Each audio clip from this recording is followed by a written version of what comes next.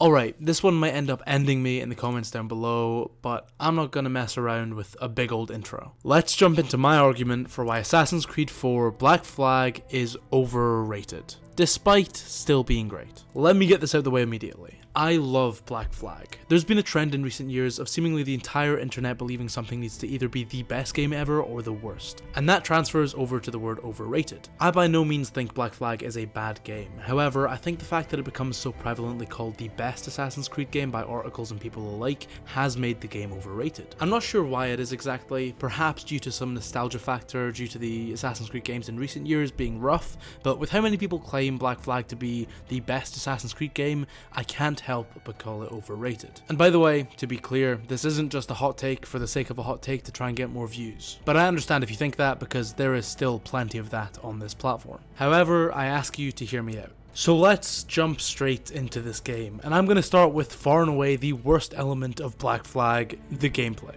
Yes, whilst that seems like a far too all-encompassing, vague statement, the entire makeup of Black Flag's gameplay seems to have been clouded in many people's mind by the one feature that it has that is truly great. Of course, the most widespread distaste for its gameplay comes rightfully so, with its absolutely abysmal mission design. I genuinely don't remember the last game I played that brought me this close to the dread I felt as I tediously made my way through the first few sequences of Black Flag. And that's mainly down to the abundance of tailing missions. Now don't get me wrong, there is nothing inherently wrong with tailing missions in any game. Hell, many in the Assassin's Creed series are done fantastically. Assassin's Creed 3 and Brotherhood, hell, even Syndicate to a certain extent have some at least quality tailing missions. The problem with Black Flag, however, isn't the tailing missions themselves, but the fact that the tailing missions so prevalent are genuinely abysmal. Usually having the most bare-bones setup with nearly no variety between them, the game has Edward constantly tail often unknown targets, and along with the complete lack of roadblocks in the way of any of these tails, the game would be significantly better with their complete removal. The thing is though, if you remove tailing missions from Black Flag, the game would be about half the length. These missions also carry onto the water, with the player having to use their jackdaw to follow ships on multiple occasions, ships which just so happen to have no crow's nest to see behind them. Well, that must be the case, because somehow this massive pirate frigate isn't spotted under any circumstance, a feature which makes the missions not only more boring, but also massively immersion breaking. However, plenty of people have gone in on the excessive amount of tailing missions this game holds. What I haven't seen nearly as much criticism about though is the rest of the subpar gameplay systems, beginning with the stealth. Ubisoft's decision to port this game to the Wii U led to a system which is both far too easy and again immersion breaking,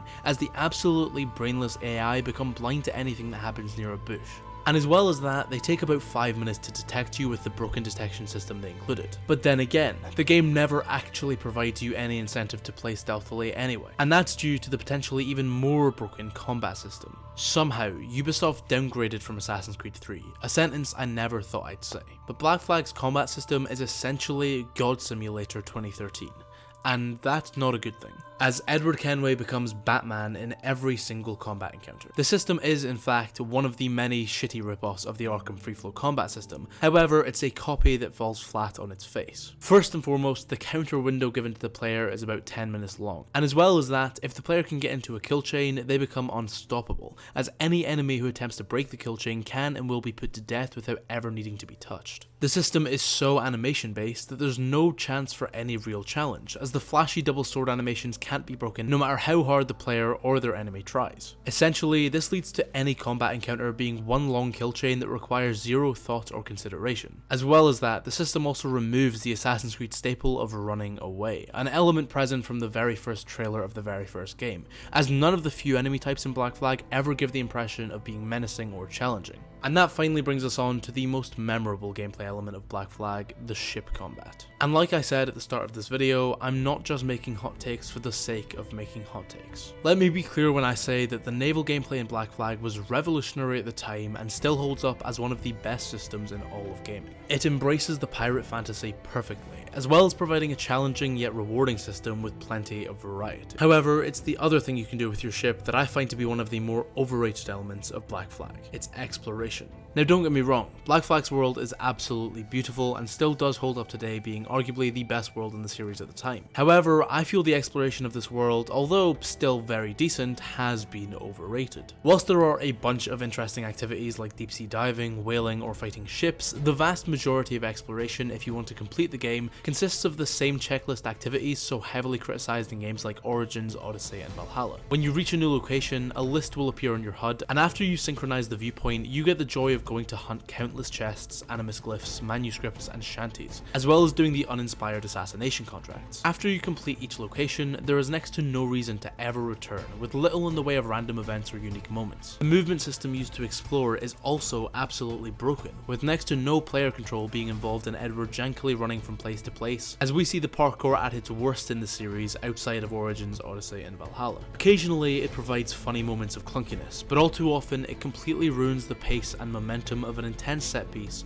or simply breaks the immersion of the player.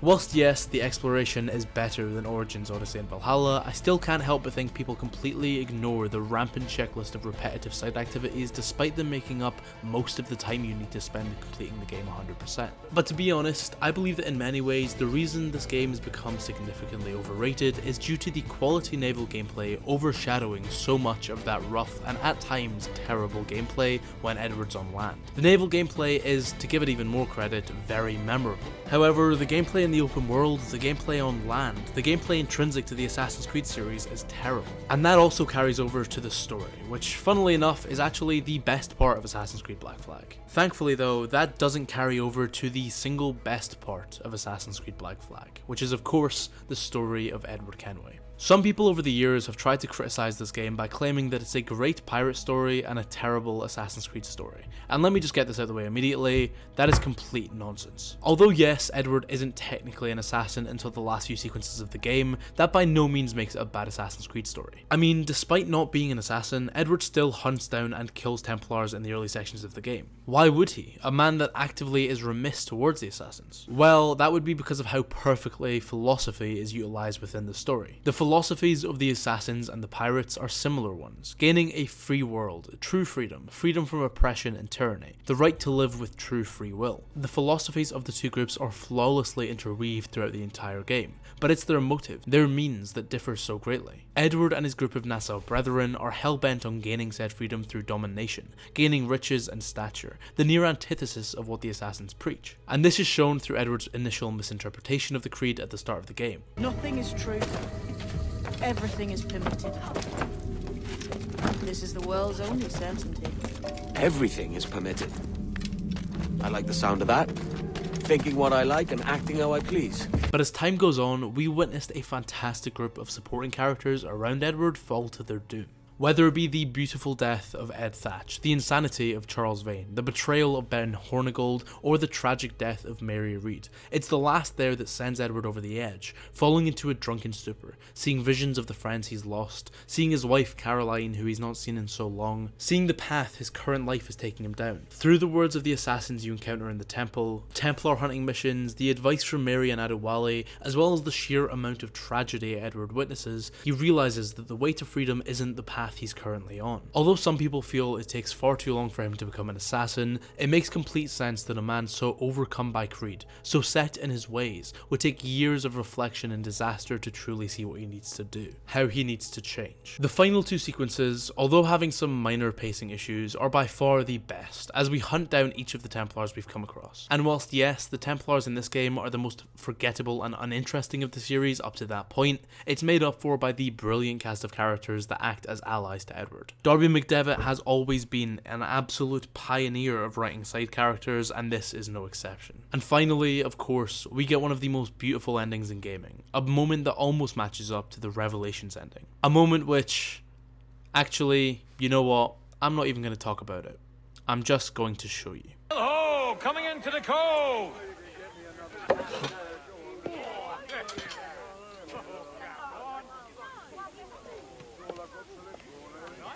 You're a good man, Edward. And if you learn to keep settled in one place for more than a week, you'll make a fine father too.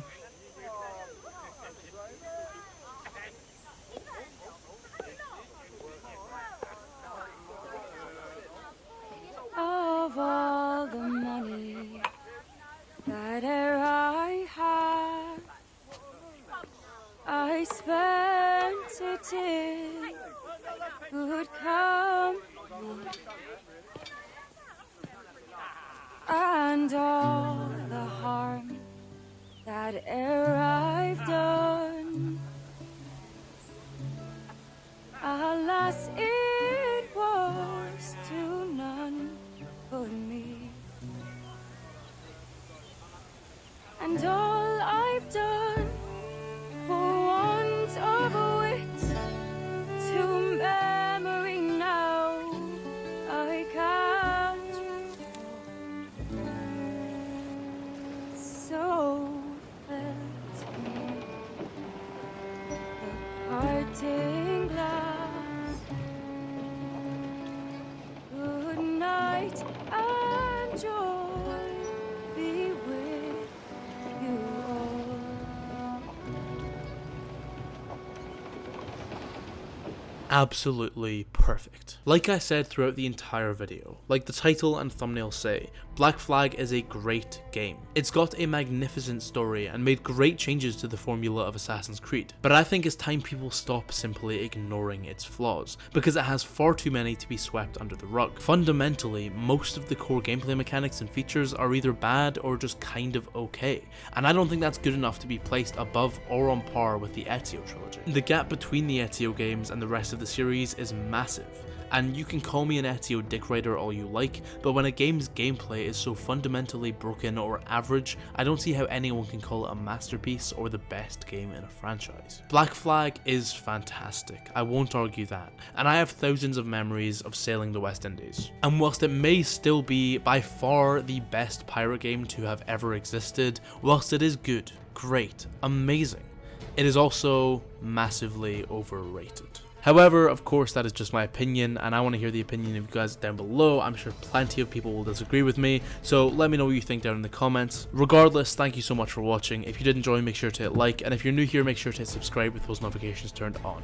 With all that being said, I've been Joe, aka Found a Scarab, and I will see you in the next one.